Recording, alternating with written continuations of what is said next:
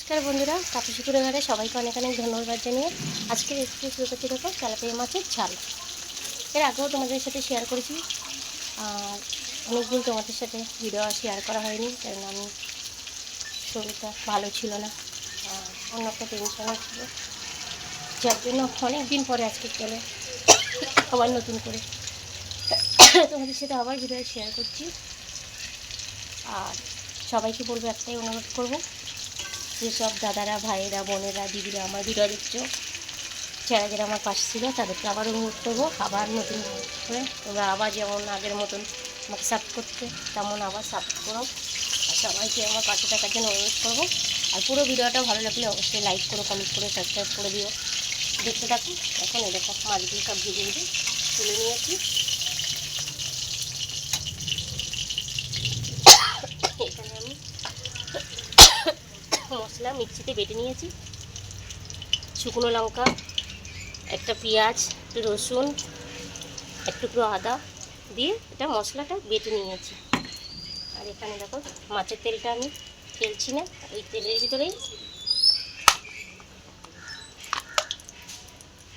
আরও অল্প একটু সরষের তেল দিয়ে দিলাম।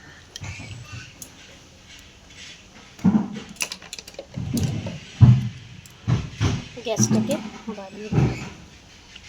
এবার এখানে আমি ফোড়নে দিয়ে দেবো, দেখো, সাদা জিরে।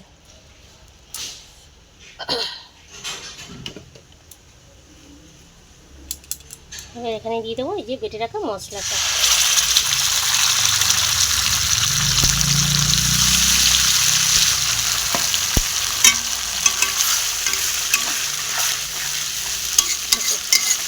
মশলাটা ভালো করে কষে নেব। এখানে এবার পরিমাণ মতন লবণ দিয়ে দেবো।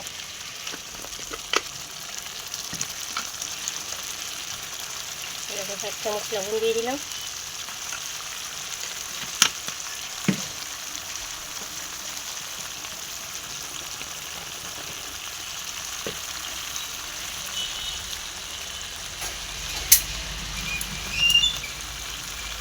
এক চামচ জিরে গুঁড়ো,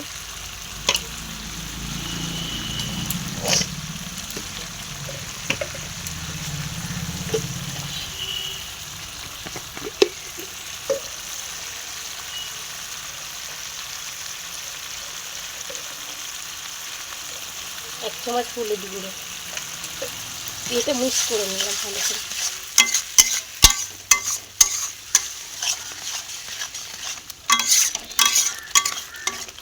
পুরো ফুটছে।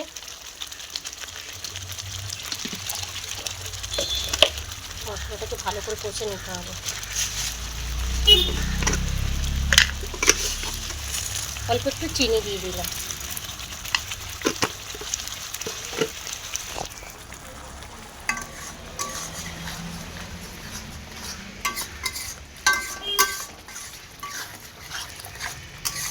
মশলাটাকে ভালো করে কষে নিতে হবে, ততক্ষণ কষা হোক।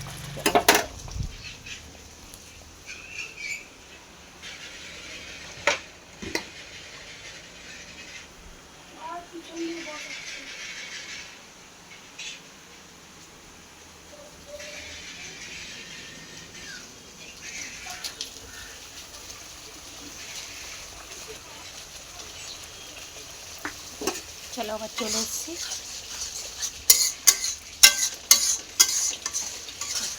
মশলাটাকে আমি ভালো করে কষে নিয়েছি।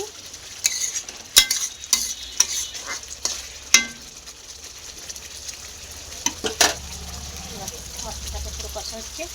এবার এখানে আমি এক এক করে এই মাছগুলো ছেড়ে দেবো। মশলাটা আরেকটু কষা হবে। দেখো, কোনো সাইড দিয়ে তেল ছেড়ে দিলে তখন মনে হবে যে আমার একদম মশলাটা রেডি হয়ে গেছে।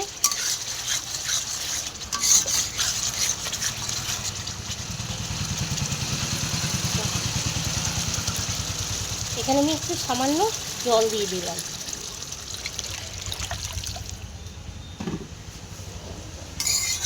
মশলাগুলো সব এক জায়গায় করে মিক্স করে দিলাম।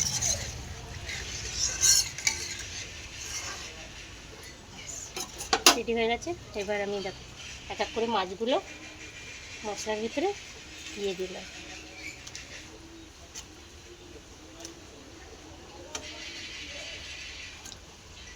কত বড় বড় মাছগুলো, দু টুকরো করলে ভালো হতো, কিন্তু এগুলো সব গোটা গোটা মাছগুলো রেখেছি।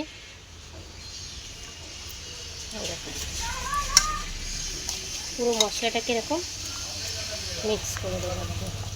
মাছগুলো উল্টে রাখতে হবে না, পুরো মশলাটা মাছে মিক্স হয়ে গেছে একদম, পুরো মাখা মাখা একদম মাছের ঝাল, তেলাপিয়া মাছের ঝাল একদম পুরো রেডি। দেখতেই পাচ্ছ পুরো রেডি হয়ে গেছে একদম। আর সবাই ভালো থেকো, সুস্থ থেকো, আর তোমাদের আশীর্বাদে আমরাও খুব ভালো আছি। আর সবাইকে অনুরোধ করবো আমার পাশে থাকার, যেসব দাদারা, ভাইয়েরা, দিদিরা, বোনেরা আমাকে আগের মতন সাপোর্ট করার জন্য সবাইকে অনুরোধ করবো। আমার এই ভিডিওটা ভালো লাগলে লাইক করো, কমেন্ট করো, সাবস্ক্রাইব করে দিও।